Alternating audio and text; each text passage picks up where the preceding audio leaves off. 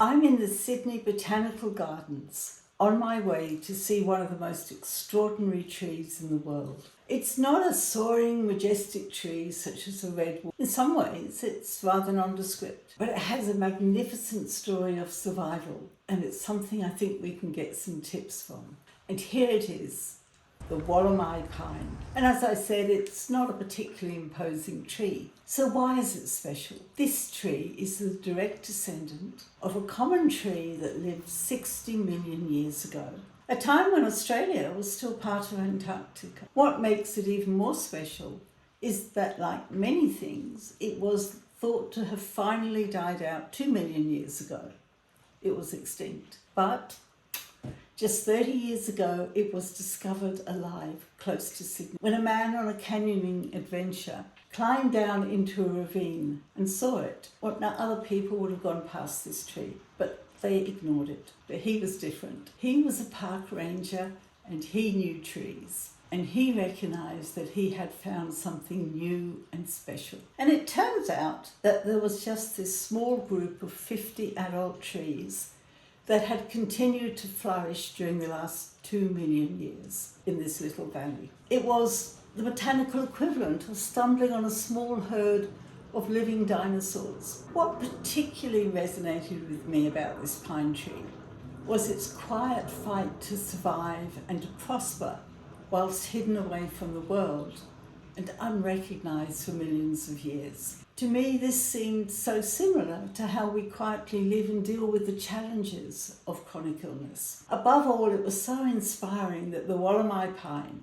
made it, that it had succeeded against all expectations. So what tips can we get from how this tree improbably survived and thrived, whilst millions of others did not? How it coped as the climate became much hotter and drier over the last 60 million years. And this climate change brought with it thousands and thousands of very intense Australian bushfires. Firstly, the pine's environment was crucial. It was growing at the bottom of a very deep valley, where what water there was would sort of trickle down the sides of the valley and collect at the bottom. And it was protected from the majority of the bushfires that would actually just leap over the top of the valley and never affect the trees growing quietly at the bottom. This wasn't the ideal environment compared to the wetter world 60 million years ago, but it was good enough for it to survive. And for us, it illustrates the importance of creating as much as we can a good enough environment where our basic, often changed needs are met, so that we also can live and thrive in our changed world. And the other major factor was that the Wollemi pine, in this good enough environment, also cleverly adapted to the changing climate. It developed an underground root system that could live for well over 1,000 years. So when a tree was burnt down in a bushfire, the root system was still protected by the earth and could then, after the fire had gone, throw up a new shoot that became another tree. And this was also a way of growing a number of new trees that were nourished by the mature root system, that had a better chance than the saplings that also grew from seeds. So often, illness setbacks are frustrating and overwhelming.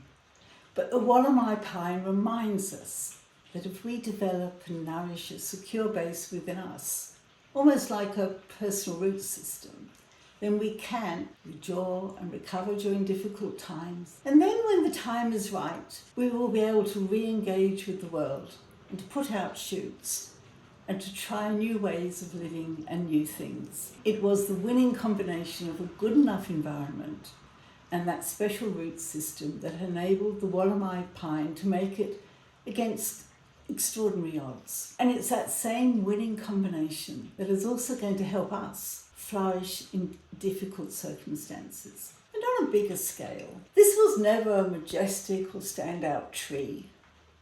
Its strength came from the way it solved the individual problems of its situation, whilst the more showy trees perished. When the odds looked against it, it found a way forward. So survival and thriving is about how we adapt now. It's not about who we were or what we used to do. It's how we live now. Also, the story of the Wollemi pine's discovery is a reminder that there's so much out there for us to personally discover and enjoy in the world, almost regardless of our situation. Because sometimes when we have low energy or pain, we can get caught up in that day-to-day struggle and miss that we are living in a really extraordinary world. It's a sort of gentle reminder to smell the roses, enjoy the breeze, or just marvel at a sunset.